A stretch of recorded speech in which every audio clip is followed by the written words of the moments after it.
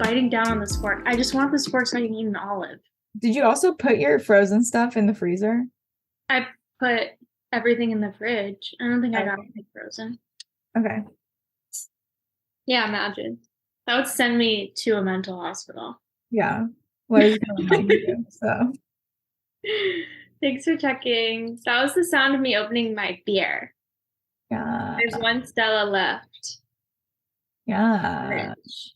The richest beer. Delicious. Hello. Welcome to How Welcome. We Live Online. I'm Joanna. I'm Christina. Can you tell something's wrong? Something's off. I'm Christina. Okay, that was a prank. I'm Joanna. You can tell by the sound of me taking my D-Manos for my probably incoming UTI, but I'm taking it with beer. That is Chouse. Yeah, but I love to be crazy and different. That's the best way one could be crazy and different. Yep. And now I'm gonna eat olives out of the jar while Joanna tells me something. Okay, I'm really excited to talk to you this week, Christina, because Not every week? to what? Not every week? But this week in particular, I think this topic is really interesting, and I feel like it's one of those things that's hard. This week we're going to be talking about aging online. And I feel like it's something that is really hard to like pinpoint in a search for articles. And we've talked around it before too. You know, we had our episode about rituals and skincare routines, which is, you know, skincare is a big anti-aging thing a lot of times. We talked about beauty standards and bodies, which are obviously catered toward youth and younger looking people. But I think there's a lot of like, you know, there's physical aging and how we see that and experience that being online. And then there's also some interesting aspects of mental aging and how we feel mentally aged by being online. So this is going to be a pretty introspective episode, I think. And so I'll be asking some questions of your experience, if anything resonates that you would like to talk about, please pipe up. Already, I'm just reminded of the episode we did about time. Yes. Instead, our perceptions of time have changed because we think time is moving slower than it actually. Wait, I don't know if I said that right. I don't know. You were saying like people were asked to guess an hour and they guessed like 50 minutes or something had gone by. Or Right. no, 50 minutes had gone by and they guessed an hour. We're one of those. Go back and listen to the episode, listener. No, it was that we were like, oh my God, like so much time has passed. It has to be an hour now. Yeah. And But then it's actually only 50 minutes or something. Yeah. Okay. So yes, that go plug for that episode, people. Go listen to it. But first, listen to this one. All right. So I will begin by talking about physical aging. And some of this we're revisiting, but you know, it can never be said enough, some of these things. Okay. So as Christina mentioned in the episode about beauty, the beauty standard is evolving, but I think it is still markedly a young person, right? Youth is and has always been a sign of beauty and, you know, a value of beauty. And that's not something we really see changing. Often, as we talked about in the skincare episode, right, people in their routines seek out markers of youth, to be wrinkle-free, to have unweathered skin. This is the standard of beauty and physical body people are striving for. And to what end do they go to meet this standard? The first thing we will be talking about is plastic surgery, which we have mentioned before on the pod. Often people get plastic surgery just to change their body in general, but a lot of the times it is to make people look younger. For example, you might get a facelift or Botox to make yourself have a more youthful, less saggy face. You might get some kind of liposuction after you have kids. There is an article from Forbes from earlier this year in January that is all about the rise of plastic surgery and how Hollywood kind of plays into it, which I think is interesting because I think, people have always thought of Hollywood and celebrities as driving the beauty standard and also plastic surgery. But I think, as I'll talk about a little bit later, social media, I think, is becoming, and we all can see this too, social media is also starting to play a much bigger role in setting these standards as well. So Forbes in this article states that in 2021, aesthetic surgeries, so surgeries, like a cosmetic surgery, not for health necessarily purposes, in 2021, they had increased 53% in the United States. And so this idea of, cosmetic surgeries are open to everyone, but women count for 94% of all cosmetic procedures, and 43% of college-aged patients who get cosmetic surgery admit a willingness. I mean, I don't know if that's kind of phrased weirdly, but basically they say that they are willing to undergo more surgeries in the future. So this is really the population of people getting cosmetic surgeries are mostly women, and they're mostly fairly young. This article touches on something that I think is really important, which is that cosmetic surgery is becoming more popular, as we said, and it's also a lot less expensive and accessible to people at this time where they are constantly bombarded with these visuals, both in traditional media and on social media. One really interesting, recently trending cosmetic surgery, Christina, can you guess which one I'm going to talk about briefly? Boob jobs? Or No. I don't know if this is even maybe this is really old at this point. I feel like boob and nose. Boob and nose are trendy recently. Well, I guess they're always trendy. Recently chin lipo? Chin lipo. The one that and this might have been really early in the year. Okay, I don't know if this moment is already over, but the buccal fat removal. Oh, yeah. Okay, also, is that how you say that word? I always thought it was buccal. That's what I thought too. Yeah. We need a medical terminologist to tell us. Please write in. Voice note us. Buccal or buccal? I think it's buccal. Yeah.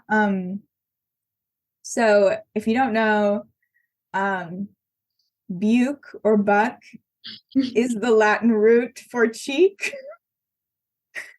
And so buccal fat removal is removing fat from your cheeks, essentially to give you a hollowed out look, very Tim Burton-esque. As everyone knows. Jack Skeleton. Wait, what's that? Skeleton Jack? Yeah. Jack Skellington? Jack Skellington? What's that? There's the Corpse Bride, and there's the Nightmare Before Christmas. I think he's in one of those. Yeah, he's in the Nightmare Before Christmas. Yeah. Very gorgeous look. Very Edward Scissorhands. Yes. So if you haven't seen on the internet, this was a procedure that was going around in popularity, people talking about getting it, wanting to get it. On YouTube, the YouTuber Swell Entertainment did a really good video essay on buccal fat removal called The Viral Plastic Surgery, which I think anyone should watch if they're interested in this kind of stuff. But in the video, Swell talks about how this is a really interesting example of a surgery that is primarily pioneered by, or first was got by social media celebrities and then became popular in the mainstream celebrity world. Which is sort of interesting how the beauty standards and the body standards it's kind of continually changing the population who's setting those. And then how we like, at what point we as society see the trending, and then when does it trickle down to the rest of us? Like I said, cosmetic surgery is getting less expensive and more popular among the general public. So it's getting to us faster and faster, and it's more accessible. So I'm curious about, and I think this is a separate discussion, but the thing about like cosmetic surgery to me is like there are tools to manipulate your face. Like you can use makeup every day to manipulate your face, or you can stuff your bra, or you can do those kinds of things that aren't permanent changes to your body, but that do create a physical change. And so I understand, I guess it makes sense. You want to, if you're contouring the fuck out of your face every day, then eventually you're like, okay, I guess I'll just get all of that fat sucked out of my face because I'm trying to disappear it every day anyway. And it just reminds me of like the Judith Butler gender performativity thing. Like every day we put on some kind of gendered costume. Mm-hmm. And makeup plays such a huge role in that. And then cosmetic surgery is like the next step past makeup. And so there's like two trains of thought that I'm having, which is cosmetic surgery takes away that kind of gendered play. And then the other thought is, does any kind of cosmetic surgery count as like gender affirming surgery? And is that a complicated thing for me to say? Because someone who's like getting a boob job to get their boobs bigger does not have the same experience as someone who like is becoming a woman on the outside and wants boobs. Mm-hmm. That's where my brain is going right now. Yeah, that is really interesting. And for the second question, I don't know the answer. I do think that like health, because a lot of this is like based on what health insurance says, right? Yeah. Which is terrible. And I don't know if it is changing, but I do know traditionally, unfortunately, a lot of gender affirming care is, would go under the umbrella of elective surgery, mm-hmm. Which is, aesthetic or cosmetic. Is all cosmetic surgery out of pocket? I don't know. So that's what I'm saying. Like, I don't know if some health insurance has gotten better or like if public health insurance has gotten better, right? Because it's also, even if private insurance is better, it doesn't. Yeah, it seems very complicated, but that is a good point that you raise. The thing that I have in my notes that I think is important, well, one, sort of like we were talking about, and I do think anyone can do whatever they want with their body, and you should feel empowered to. I think that the buccal fat thing, at least, like a lot of the criticism it's drawing is sort of parallels what we were talking about like listening to your body, but in a way that like actually you have that fat on your face for a reason. When you get older, you naturally, your cheeks naturally hollow out. And then people getting this elective surgery now are like, I don't know, they're just going to look even more hollowed out as they age. Right. And then and then it's like, oh, we only give a fuck. Like there was so much anti-buccal fat stuff because it makes you look old. Yeah. Like I'm sure, which is what you're saying, like, yeah, we only care about that one because we think it's bad to look old. Right. Yeah. I think for me, like the biggest thing that I think is important when we talk about this stuff is transparency, which will come in a little bit more when I talk about filters. But the same thing with plastic surgery, right? People are really cagey about how they come to look the way that they look. And I feel like with makeup, it's just, I don't know if it seems like there's less at stake or if it's just more apparent to a lot of us when someone is wearing makeup. But I just think that that's what I don't like. And we've talked about this before on the show, that especially when you're selling something, or even if you're selling yourself as a brand and you're not being truly transparent about how you got the body that you have, that can be really damaging to people and their psyche. Yeah, for those of you who keep up with like the TikTok of it all, the TikTok influencer people, so many people have been getting, I mean, I said boob and nose job because like boob and nose job always. But, Alex Earl got a boob job. I feel like that's like really when she blew up. And then Kennedy Urich got a boob job and she got liposuction. And she's like a very petite person who it was like surprising to learn that she had gotten liposuction. And, you like see this picture of her before where she's like a very thin person. Mm-hmm. And she's like, and they sucked like 5 pounds of fat off of my stomach or whatever. And then she got a boob job. And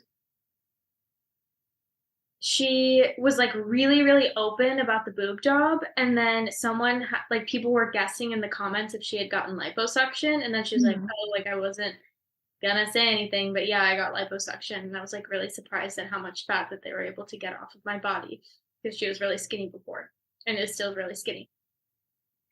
No opinion on that at the moment, just things I've seen. Victoria Paris got chin lipo, Yeah. And people are talking about the things that they're getting. At least the people I follow. At least that I know of. Yeah. I mean, some celebrities are like notoriously never admitting to getting anything done. When in all likelihood they probably have had things done. But those may be more mainstream celebrities, and perhaps in the social media celebrity world, it's a little bit more common to admit to what you've gotten done.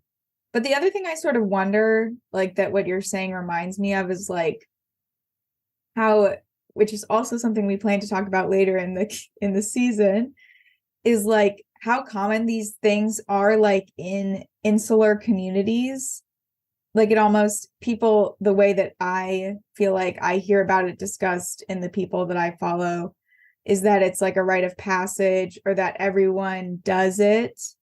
When really that's not my experience as a person in the world. I don't know that many people who have gotten these elective surgeries, but I can imagine there feels like immense pressure from being online. And then also if people who have the same job as you have gotten these procedures, it really gets like the public health part of my brain spinning about like the epidemiology, or like how you could think about like the networked effects of this kind of, I mean, obviously I'm not saying cosmetic surgery is like a disease, but a lot of people, they liken different phenomena that spread like disease, to something you could model epidemiologically. So like, how does plastic surgery kind of spread in a community is something that I think is kind of interesting.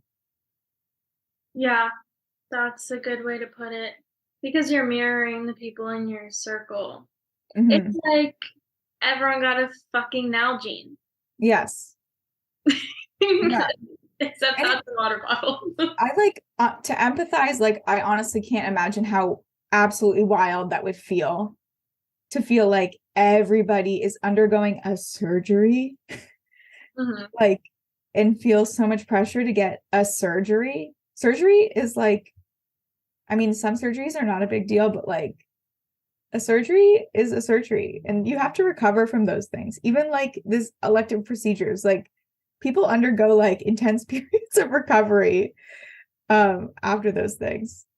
Kennedy Ken Urich said that she actually felt completely fine, and it was more and she felt like that was kind of dangerous because there was a lot of stuff she wasn't supposed to do, Mm. like she could do, and I think that's when people start to, like after a boob job, that's when people kind of fuck up their, I don't know, post-op situation. Mm. Also, I was remembering that insurance will cover your nose job if you have a deviated septum because Right.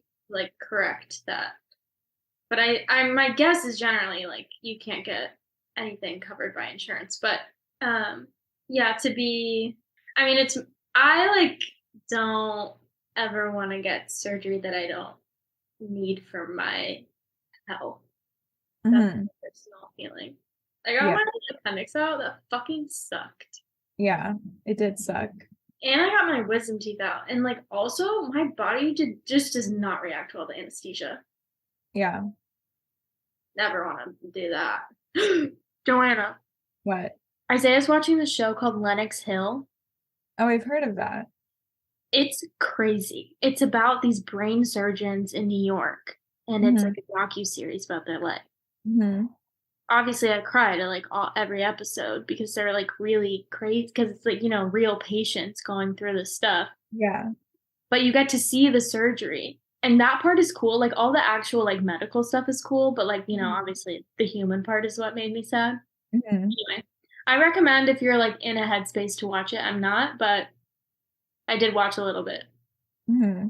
You see Interesting. them, and I saw someone do a surgery that was like similar to the surgery my mom got, Yeah, I was and gonna they ask. like, yeah, they really like have to saw your fucking skull open. I'm so glad that there are people in the world who know how to do that. You I have to mean, just be so like confident. And one of them, like, he was like washing his hands, and he was like, "You are a robot. You are a robot," talking to himself, yeah. and I was like, Yeah. "Oh, he chills." No, it's like the same thing with politicians. Like, no, never mind. I'm not gonna say it. Cut it out. It's like could never be me. I'm glad there are narcissists in this world. That's all I'm saying because And they do some of important them, things. yeah, you need them. Yeah. No one could be a brain surgeon if they weren't like really confident to a Yeah. point of maybe a character flaw. Yes. Title of the episode: All brain surgeons are narcissists. Exclamation point. Not question mark, exclamation point. Okay.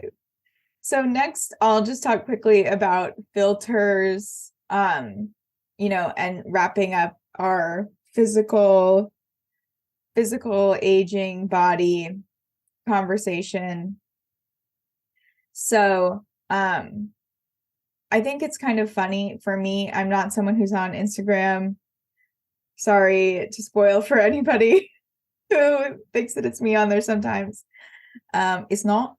But so one thing that I think is really funny because like for me, when I hear the phrase Instagram filter, you know what I think of? I think of like those original like 8 filters that you could put on your Instagram photos.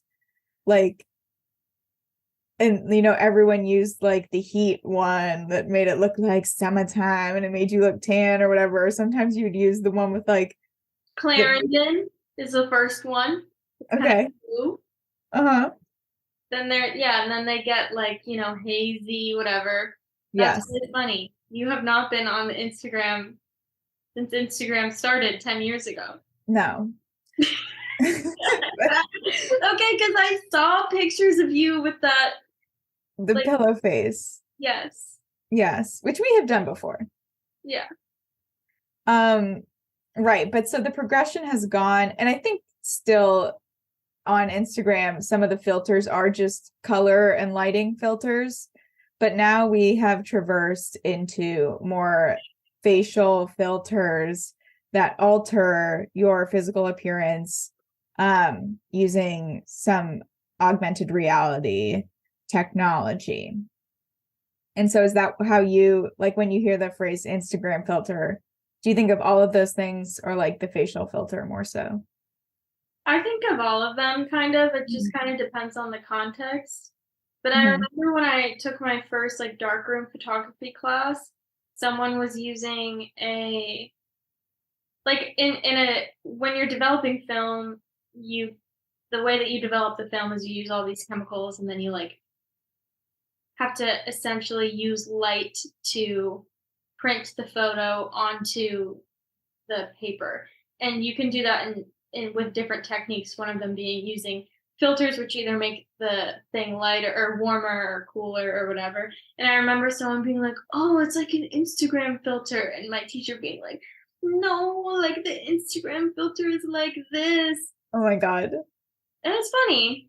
It is funny. But that's like Language. the lighting, like you know, the cooler, warmer image or more contrasted image or whatever. Not like the make your face a completely different face. Right. But a filter is a physical filter. Yeah, it's like a light filter, like a different like sheet, like a different sheet of paper that wasn't paper. I can't describe it. Fascinating. Yeah. So in the world of Instagram filters, there do exist more artistic or funny filters, but in comparison, the number of these filters is dwarfed by the number of beauty filters. And so I really just wanted to mention this MIT Technology Review article, which was really interesting. I thought, talking about how beauty filters took over social media and how they're changing the way young girls see themselves. It's by Tate Ryan Mosley from 2021. And it was a pretty interesting article overall. And I was really searching for like studies about this, which I don't think there have been that many. Obviously, there have been a lot of studies about like teens and social media overall. But this article quoted a researcher from the University of South Wales, Claire Pescott, who studies the behavior of preteens on social media. And she ran focus groups on specifically gender differences in their experiences and opinions about Instagram filters.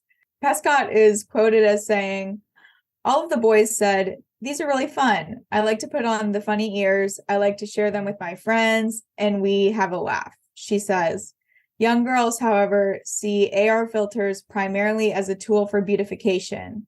Quote, "The young girls were all saying things like, 'I put this filter on because I have flawless skin. It takes away my scars and spots.' And these children in the focus groups were 10 and 11. I think is really interesting because obviously at the top, we talked about how young skin, I think, is like one of the markers of beauty. And it's crazy to me that these 10 and 11-year-olds perceive their skin to be to have blemishes and to not be flawless and need filters, or not need filters, but right, they like the filters because it helps them achieve this flawless skin. I don't exactly know what to say about that other than I think that to me kind of like screams the definition of unrealistic beauty standard when it's computer generated, right? Like literally it's unachievable what a filter does. I mean, in the same way that plastic surgery, like a lot of what comes out of there is not anything that a human body would ever look like. And then if we are talking about, accessibility of these things and also how achievable they are monetarily, how much you see them, I think Instagram filters are just like an insane new frontier of super accessible, super affordable, and around us all the time. I thought you were going to say like 12, 13, which is not so far off than 10, 11. But 10, 11 feels really, really bleak. Yeah. Like a 10 or 11-year-old girl, in a group of 10 and 11-year-old girls, likely most of them, or quite a few of them haven't started puberty yet. I doubt in a whole group of 10, 11-year-old girls, they would all have acne, or have scars and spots on their skin. Obviously it'd be fine if they do, but like, I just doubt that. Only 10 years old. Yeah. Like, it hasn't even been in the sun that much. Also, if they're in Wales. Right. Like, that is so shocking to me. I think, and I know that if I had access to that kind of thing at that age, because it's also like it feels like and I've talked about this before, maybe not so explicitly, but like there's such a fine line between like caring about beauty as a hobby, like a hobbyist, beautyist kind of person who like thinks of it, specifically like hair and makeup, as like play and art, versus like this kind of obligation to fit into a standard using those tools. And and I feel like those are often aligned with like being like pretty feminine, like hyper femme, no matter your like gender. Like, I don't know, if you're someone who likes to wear makeup, whatever. Anyway, like that, like I know that I've always been a very feminine person, and so I know that like if that tool had been in my hand to like change my face to look like it had makeup on it, when I don't have to go ask my mom if I can buy some makeup, like, but I can still have it on my face for free and in private secretly, and it has like little butterflies flying around my head, like, yeah, I would use that, and I would think that I only looked pretty with it on. Yeah. I do remember, I mean, I was probably and maybe you can place this in time better than me. I forget what the service was called, but there was like some online photo editing service, like Pick something, or like Picnic, yeah.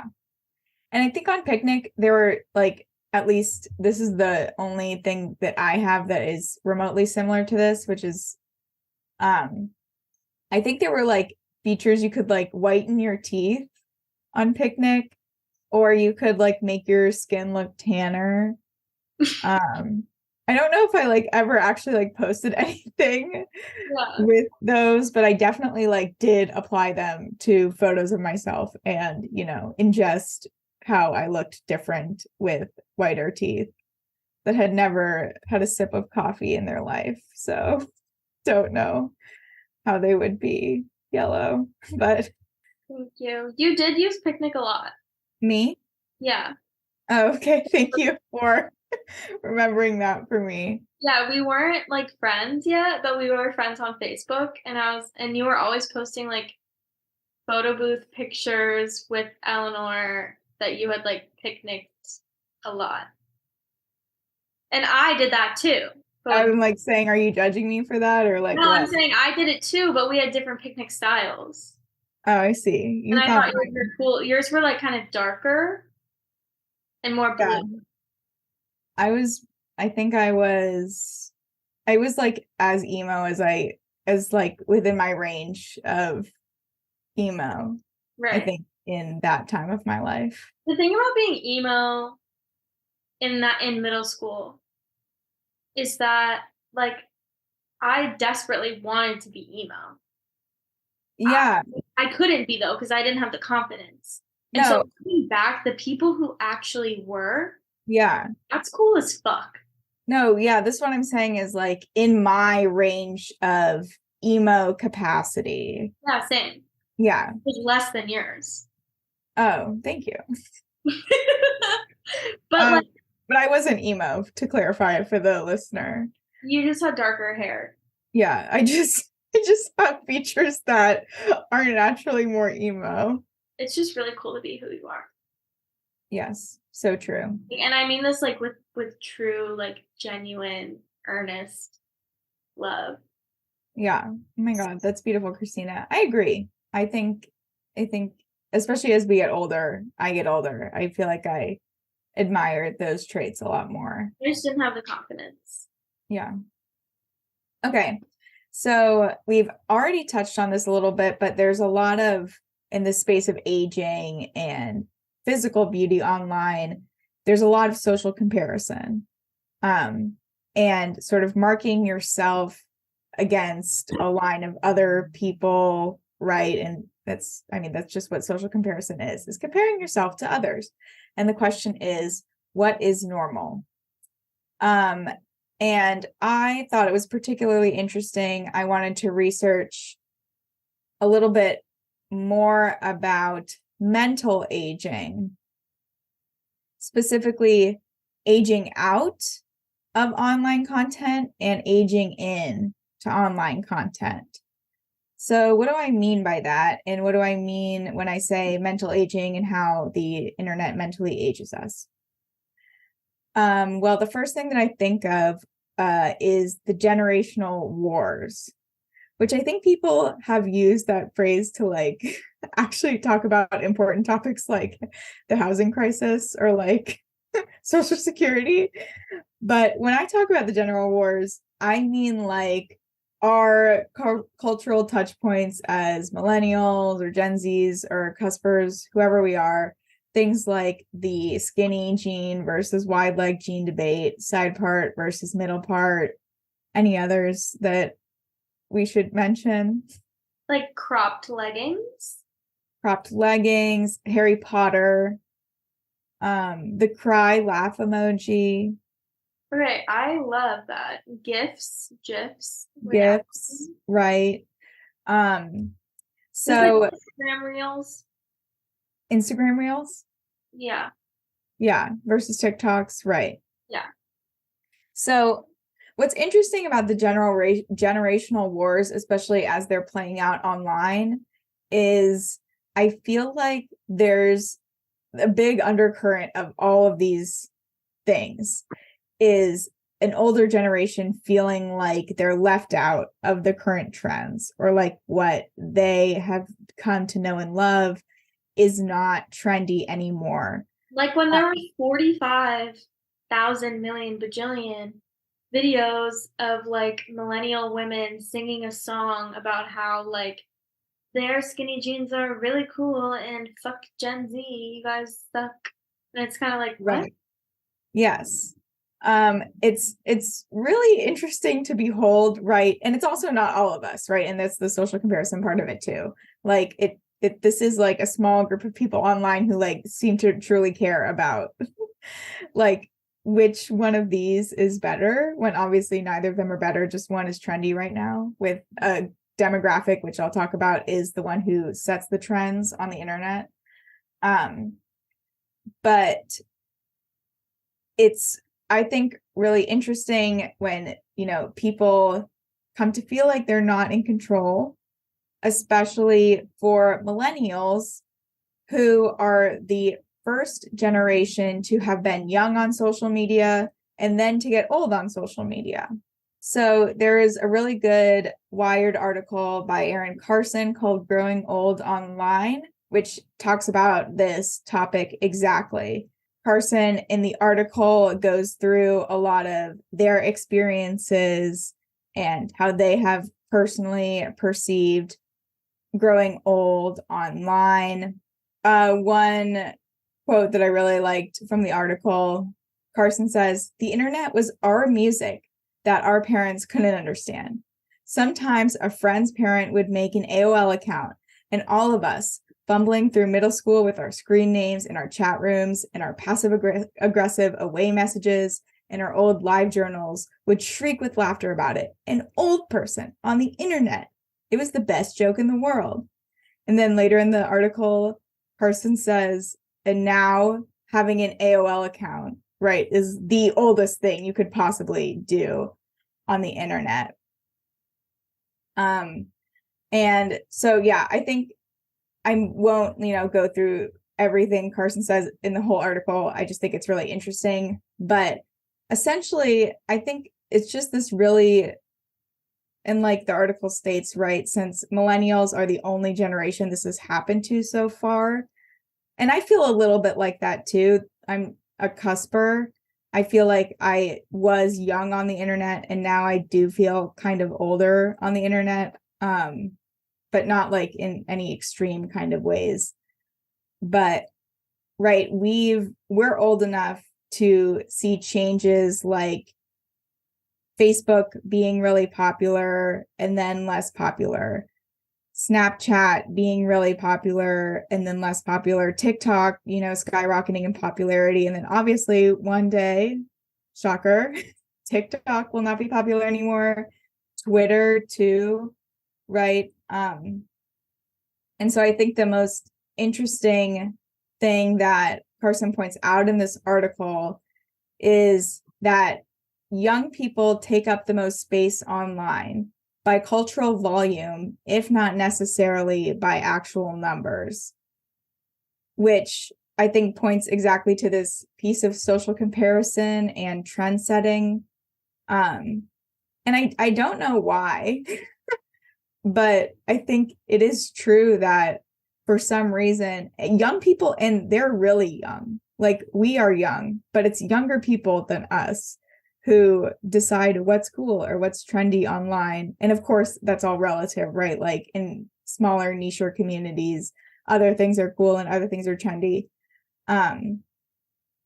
But it's these really young people, and they aren't necessarily the majority of people online. But culturally, these youth voices are the ones that are really valued online. And it's not like a generational, cohort of youth. It is just, whoever is the youth of the time, which I think is really interesting. That like, why is it that, the 18-year-olds who were online when the internet first came out, why didn't they why didn't the way that they use the internet stay the most popular way to use the internet, It's like the Dorian Gray quote, which was my senior quote. Youth, there's nothing in the world but youth, or something. Like, it's something that's so, and I remember like picking that because I obviously had read it in high school, and I was just like, oh, like everyone is telling me to be young and to stay young and to be happy about it. We could compare Oscar Wilde to Olivia Rodrigo.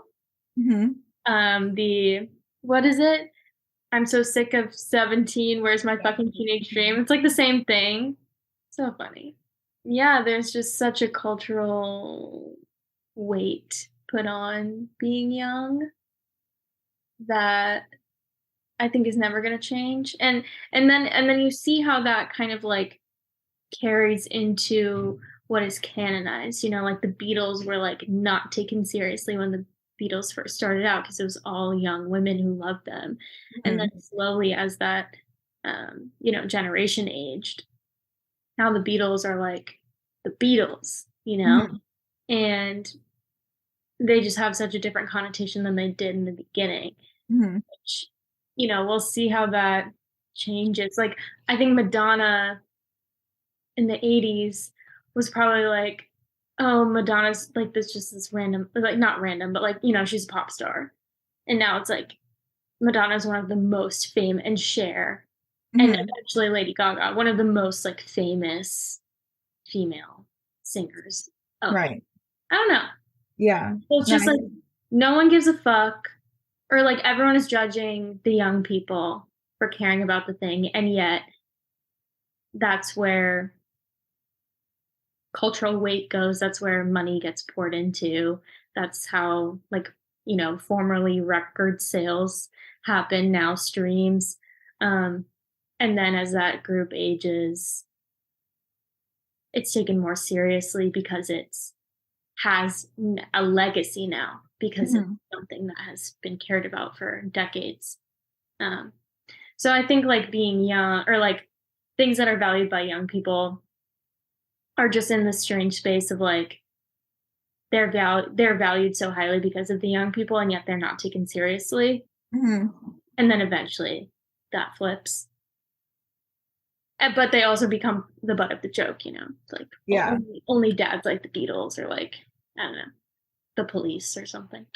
Yes. Like the Beatles, not the actual Police. Yeah, I think that's a really interesting point. And yeah, I think you're really right. A theory. Yes, thank you for presenting that theory, Christina. So another interesting thing that Carson talks about to end the article is how a lot of people in their 30s and 40s, their choice in how they deal with the generational wars on the internet and how they deal with relinquishing ownership of the internet and trends on the internet is just to opt out and reduce their social media presence, making accounts private, posting less, removing their lives into other shapes and formats, which Carson also points out it can often bring enormous relief to not have to keep up with internet trends. Aging out maybe gives people permission to be less extremely online and pressure to keep up with relevance of youth culture.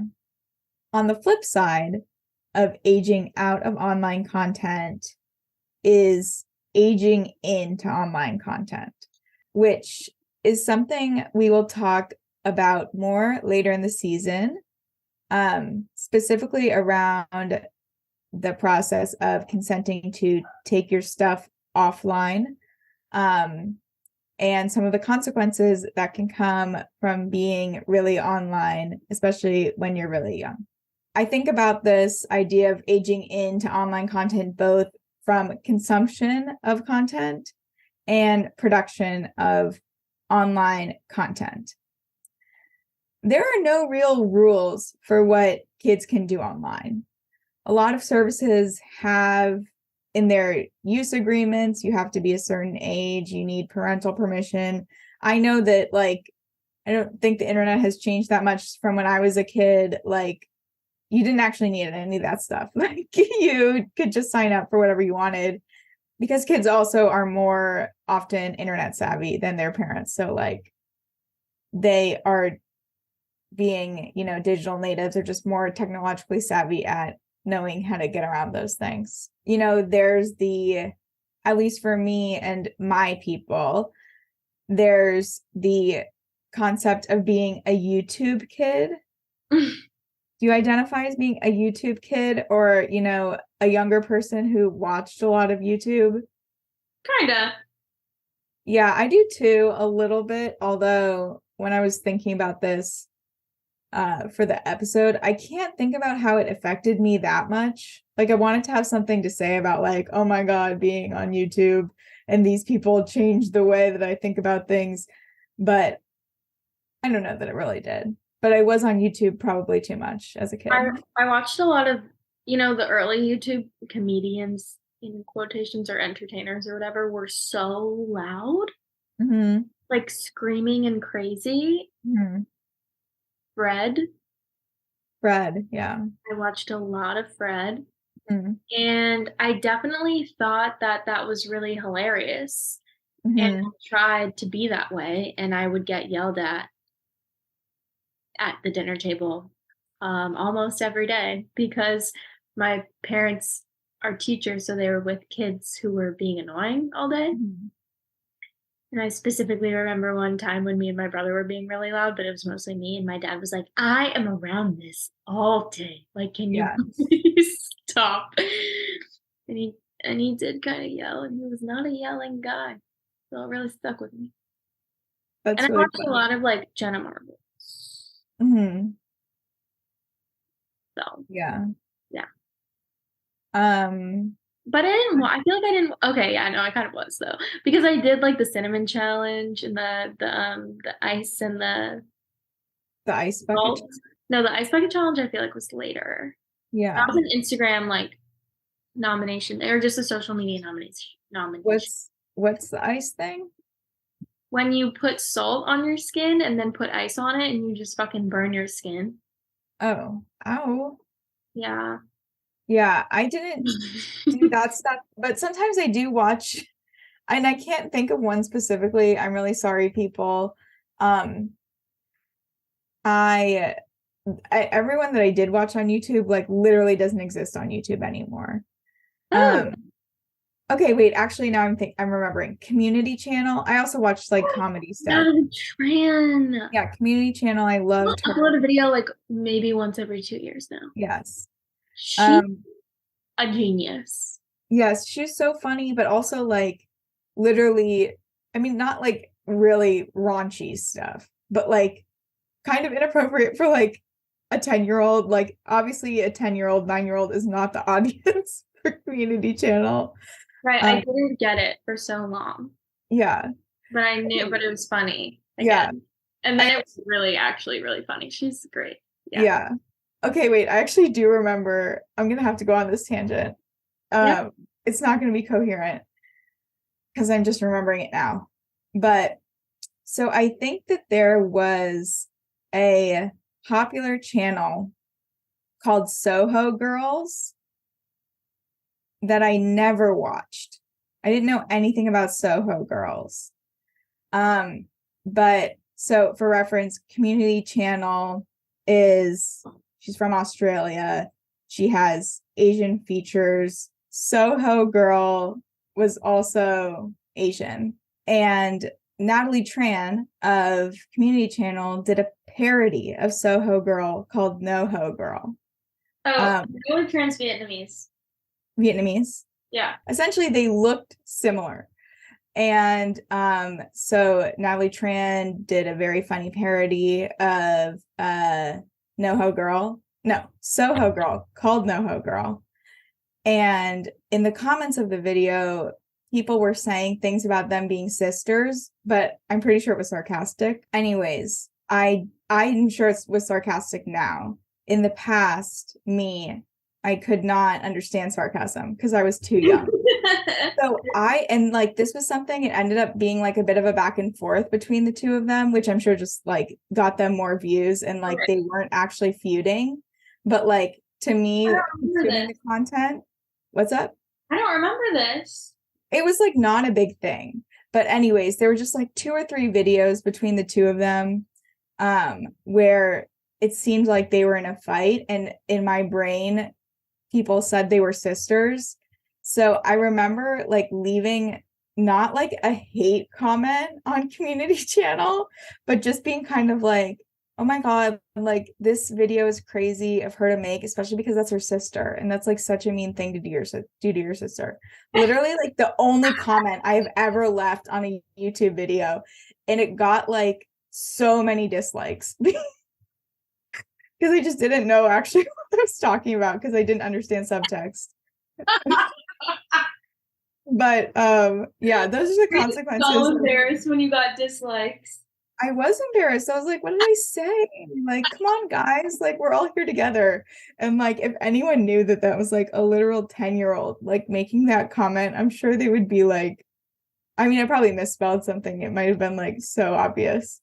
But I was like, my sister is 5 and I would never make a video like this about her.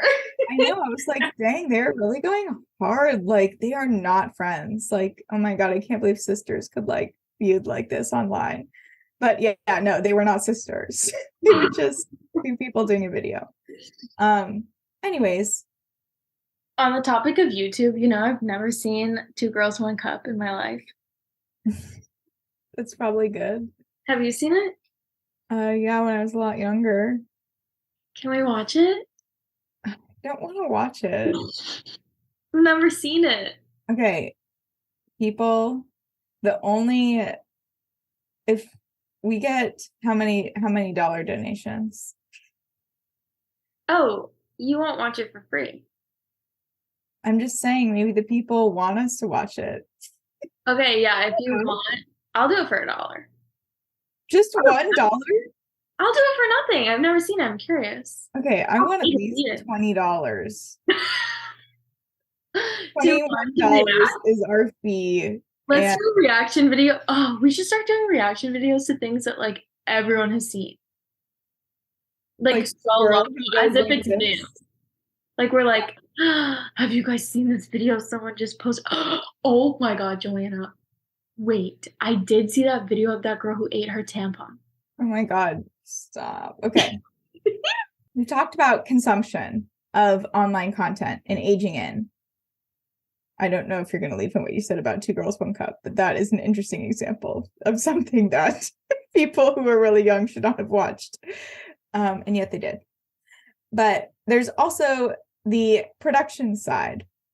So Pew Research, who, puts out a lot of interesting data about the internet and America. I think that's like what their survey is called. It's like Internet in America Life. Anyways, so 50% of all teens, they report, are what might be called content creators online. So they do some kind of, 50% of all teens are online content creators, which maybe sounds like a lot, but that is like literally as simple as, having your Instagram page where you post photos. If you have a blog. Not monetized. Like these are just people who have social media? They have social media, but that means that they are creating content and posting it online. They are producing online content. Wait, so is the number out of all teens, 50% make online content, or is it? Yes. Okay. Yes, it's 50%. Specifically creative content. There's a bit of an gender discrepancy. So 29% of boys 15 to 17 share creative content online, but 38% of girls in that age group do. I'd be interested to know like if the numbers on this have changed, but obviously, and you brought up old Facebook photos earlier, Christina, right, like depending on the definition of content creator, content producer, right, we put photos on our Facebook. I don't produce anything online. I guess I produce this, so never mind. But I haven't shared a photo online since 10 years ago on Facebook. But so I don't know like exactly how the numbers have changed for teens, but I do think that something about this idea is changing, right? Specifically in public versus private platforms, and how the algorithms have changed to favor discoverability of content, so that content of anyone, including teens and children, can be pushed out to so many more people than it could ever be before, where you had to like know somebody to be their Facebook friend, or to know somebody to search them up. So many people have been canceled by what they said online years and years ago when they were younger. Lisa Davis wrote an article about this in the Washington Post in 2021. Interestingly, in this article, the education company Kaplan is stated as finding 36% of college admission counselors use social media profiles in decision-making about applicants. And the majority, 58%, report that what they find has a negative impact on the college admissions for an individual. And the last thing I'll say about this is I think this also ties in really neatly to a lot of what we've been talking about this season about just the nature of the tools that are available for people to post things online. So mainly that's social medias, right? Sonia Livingstone is a professor of social psychology at the London School of Economics and Political Science. They are quoted in this Washington Post article as saying, "These are fantastically difficult moral dilemmas for teenagers who act impulsively, using tools that are not fully under their control, leading to consequences that perhaps none of us can anticipate. This is the first time we've had a society in which almost by default, everything is recorded and shared and aggregated in ways that create a lifelong profile. children should have the right to make mistakes. I thought that was really powerful. I think it's something we all think about a lot, that like, obviously, I think it's kind of a gray area, but generally I do agree. Kids and children should have the right to make mistakes. But this piece that I hadn't really thought about before, that we've been talking a lot about this season, is that the platforms themselves, the tools that exist, do not really honor that. And they're almost built, like Livingstone says, to enhance impulsive behavior, right? The idea that Twitter is like your thoughts. That's not a tool that would positively impact somebody who is, hoping one day to maybe erase their online presence, or is regretful of things that they thought or said when they were much younger. And yeah, so I'm not sure really how people should age into online content, specifically age into online content production. But I do think that it's not right now. It ain't right. Just not right. It is such a gray area, and it's such a it's just such a situational thing, and it gets more complicated if the thing that some teenager is posting online has little to no consequence of another person, but like there are plenty of cases in which it does actually hurt another person. Yes. And that's when it gets even harder. And I do also generally agree people should be able to make mistakes. That doesn't negate consequence either, though. Like you do something shitty in person or online, there are going to be consequences to it. And like even if you are 15, hopefully, the consequence isn't that 15 years from now you don't get to do something you want to do because of like a minute mistake you made that happens to still be on record. But like, it depends on what that later in life goal is and what that initial mistake was, like that's always going to be different. You can't apply the same logic or consequence to the vastness of mistakes that can be made online, and also like some things are mistakes and some things are just bad choices. And I think those are like, it's my personal philosophy that like those two things are really different, because to me that is intent.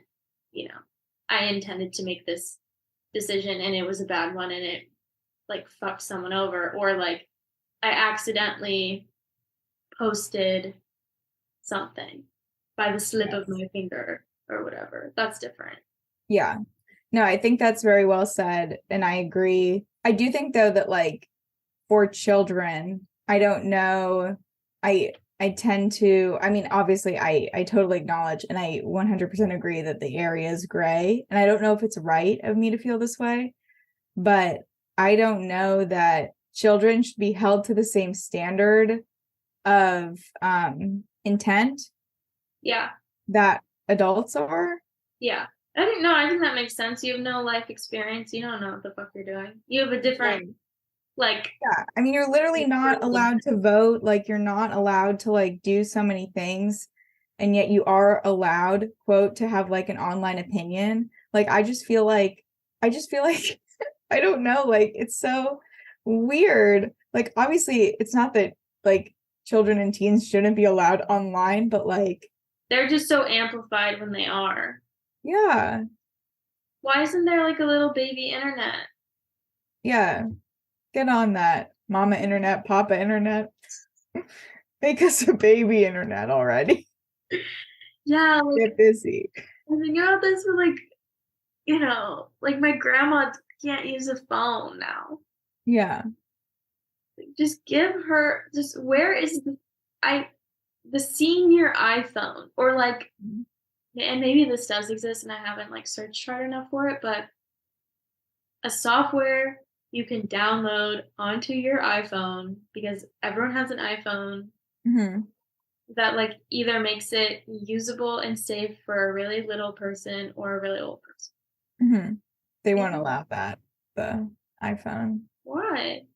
Because they're freaking anti open software and like would only let their proprietary software or any softwares that they approve from the App Store be on the iPhone. Right. And we have to buy in because we're Apple sheep. Yeah, I am an Apple sheep. Wait, sheep is singular, isn't it? It's both. Right, okay. So to sum up, you know, how old you feel and how old you look online probably depends on the communities you occupy, their majority demographics, or the loud minority. So true. Well said. Thank you. I learned a lot. This focused a lot on youth. On youth? Yeah. Yeah. There's so much youth online. Right. I feel like there's even more we could say about aging too. Like, but all the youths. All the youths. Have you seen My Cousin Vinny, the movie? No. Really good. You should watch it. He's always like, the youths, the youths. Interesting. Yeah. I have to check it out.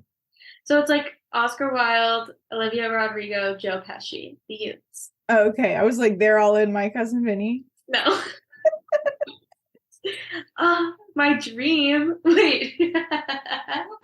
Oh my god.